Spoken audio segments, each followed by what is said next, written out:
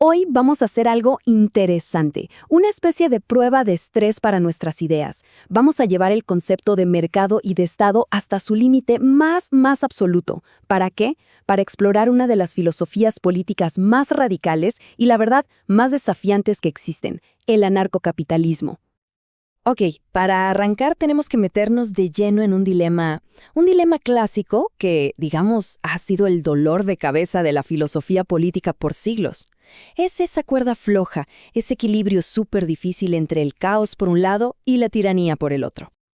A ver, la tradición liberal clásica siempre nos ha pintado este cuadro. Estamos como atrapados entre dos pesadillas. De un lado, la anarquía, el caos total, sin orden, donde nadie protege tus derechos. Y del otro, el famoso Leviatán, un Estado tan poderoso que termina aplastando esos mismos derechos que se supone debía proteger. Entonces, según esta visión, el Estado es como un mal necesario, ¿no? Se necesita un poco de coerción para evitar una coerción mucho peor. Es un juego de equilibrio constante y muy delicado.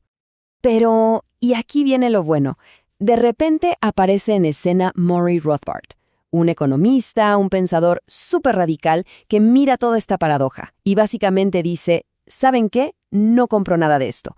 Rechazo el planteamiento de raíz. Rothbard, sin duda, es la figura clave que tenemos que entender para captar este desafío frontal al pensamiento de siempre. Ahora, para realmente entender de dónde viene Rothbard, hay que ponerlo en contexto, en su momento. Él escribe su gran manifiesto por una nueva libertad allá por 1973. Pensemos un poco. Estados Unidos recién salía de la tremenda guerra de Vietnam, estaba hasta el cuello con el escándalo de Watergate, y el estado de bienestar crecía y crecía sin parar. Su libro no fue una idea en el aire, no. Fue una respuesta directa a todo eso. Un verdadero manifiesto contra la guerra y, sobre todo, contra la expansión del poder del Estado.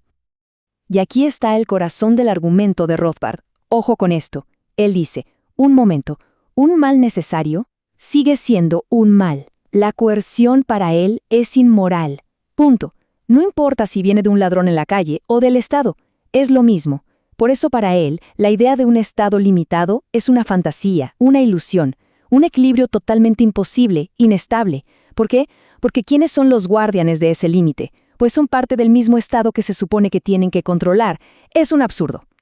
Entonces, a ver, si el Estado limitado es una fantasía y toda coerción es inmoral, ¿qué nos queda?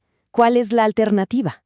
Bueno, aquí es donde Rothbard pone sobre la mesa una solución que, la verdad, hace temblar los cimientos de casi toda la teoría política moderna.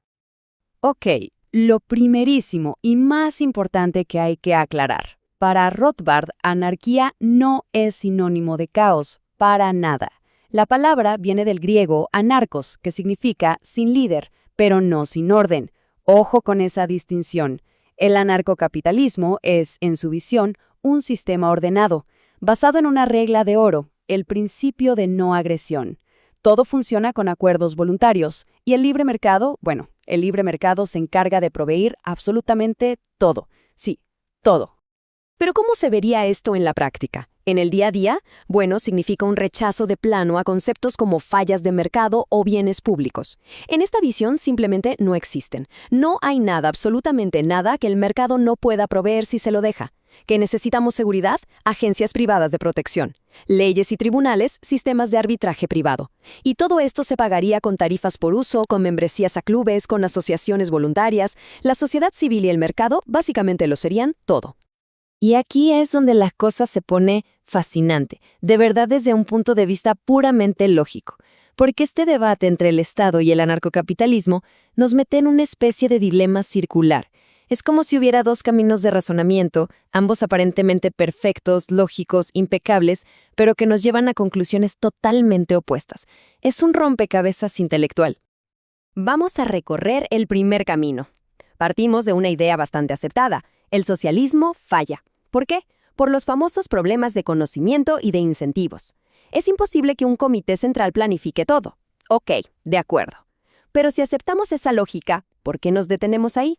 Esos mismos problemas le pegarían igual de duro a un Estado productivo que intenta corregir las fallas del mercado. Y si somos consistentes y seguimos tirando del hilo, esa misma lógica termina por debilitar la idea de un Estado protector mínimo, el que solo provee policía y cortes. Así que si aplicamos el argumento hasta sus últimas consecuencias, ¿a dónde llegamos? Exacto, al anarcocapitalismo.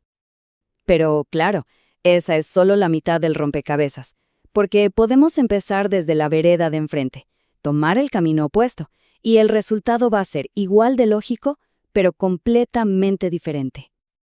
Ahora vamos por el camino 2. Empecemos con otra premisa. Digamos que el anarcocapitalismo, por más lindo que suene, en la práctica fracasaría. ¿Cómo? Bueno, las agencias de protección privadas competirían entre sí hasta terminar en una especie de guerra civil. Entonces, ¿qué se necesita para evitar eso? Pues un Estado protector, uno neutral que ponga las reglas del juego. Ok, pero un Estado que solo protege, que solo apaga incendios, puede ser muy ineficiente. ¿No sería más inteligente tener un Estado productivo que invierta en educación, en salud, para reducir las causas del crimen y así necesitar menos protección? Y listo, partiendo de la falla del anarcocapitalismo, reconstruimos lógicamente todo el argumento a favor del Estado. Es un círculo perfecto, ¿se dan cuenta? Bueno, suficiente de teoría por un momento. Salgamos de este laberinto lógico y veamos cómo todo este debate se conecta con el mundo real, con lo que pasa hoy. La pregunta ¿es el anarcocapitalismo solo un sueño, una utopía de filósofos, o de verdad representa un desafío genuino al sistema que tenemos ahora mismo? Para poner en perspectiva el argumento de Rothbard contra el Estado, a veces solo hay que ver los números. Son fríos, pero hablan por sí solos. Miremos el siglo XX. Los estados fueron responsables directos de la muerte de cientos de millones de personas.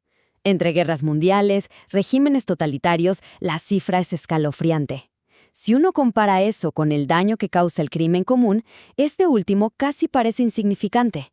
Esto hace que la amenaza del Leviatán, de ese estado todopoderoso, se sienta muy, muy real y tangible. Y todo esto nos trae a hoy, a nuestra realidad, que es una mezcla de cosas, una de cal y una de arena. Por un lado están las malas noticias, las guerras siguen existiendo, y el estado de bienestar y de guerra no para de crecer, incluso en países con constituciones supuestamente diseñadas para limitarlo. Pero por otro lado también hay buenas noticias. La globalización, la caída del comunismo y, sobre todo, la tecnología. Hoy la tecnología está creando alternativas privadas, descentralizadas, que están desafiando los viejos monopolios del Estado de una forma que antes era impensable. Y con esto cerramos, volviendo a la pregunta fundamental que nos deja todo este análisis. Después de haber recorrido este camino, desde la lógica circular hasta las cifras brutales del siglo XX, la pregunta queda flotando en el aire. ¿Es el anarcocapitalismo un sueño utópico? ¿Una idea imposible? ¿O es quizá un desafío, uno necesario y cada vez más relevante para un sistema de estados que, para muchos, simplemente ha fracasado en su promesa más básica, la de proteger la libertad? Es una pregunta que sin duda da para seguir pensando.